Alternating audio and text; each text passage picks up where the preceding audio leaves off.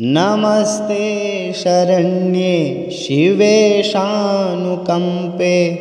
नमस्ते जगद्व्यापिके विश्वरूपे। नमस्ते जगद्वंदपादारविंदे। नमस्ते जगत्तारिणी त्राहि दुर्गे। नमस्ते जगच्चिन्तमानस्वरूपे। नमस्ते महायोगी विज्ञानरूपे। नमस्ते नमस्ते सदानन्दरूपे। नमस्ते जगत्तारिणी त्राहि दुर्गे।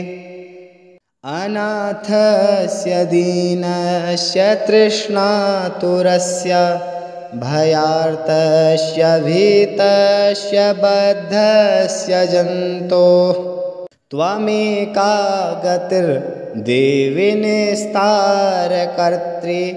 नमस्ते जगत्तारिणी त्राहि दुर्गे।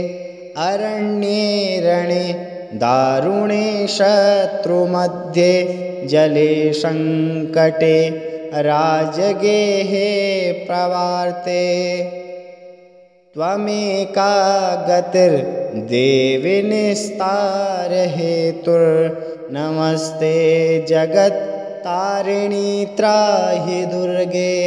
अपारे महादुस्तरे अन्तघोरे विपत्सागरे मज्जतां देहभाजां त्वमेका गतिर्देवि निस्तारनौका। नमस्ते जगत्तारिणी त्राहि दुर्गे। नमश्चण्डिके चण्डदोर्दण्डलीला समुत्खण्डिता खण्डलाशेषशत्रोः त्वमेका गतिर्विघ्नसन्दोहहर्त्री। नमस्ते जगत्तारिणी त्राहि दुर्गे। त्वमेका सदा राधिता सत्यवादिन्यनेकाखिला क्रोधना क्रोधनिष्ठा। इडा पिङ्गला त्वं सुषुम्ना च नाडी। नमस्ते जगत्तारिणी त्राहि दुर्गे।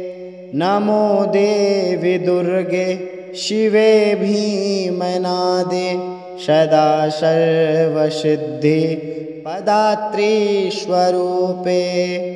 विभूति शतां कालरात्रिस्वरूपे। नमस्ते जगत्तारिणीं त्राहि दुर्गे। शरणमसि सुराणां सिद्धविद्याधराणां मुनिमनुजपशूनां दस्युभिस्त्रासितानां नृपतिगृहगतानां व्याधिविपीडितानां त्वमसि शरणमेकां देवि दुर्गे प्रसीद।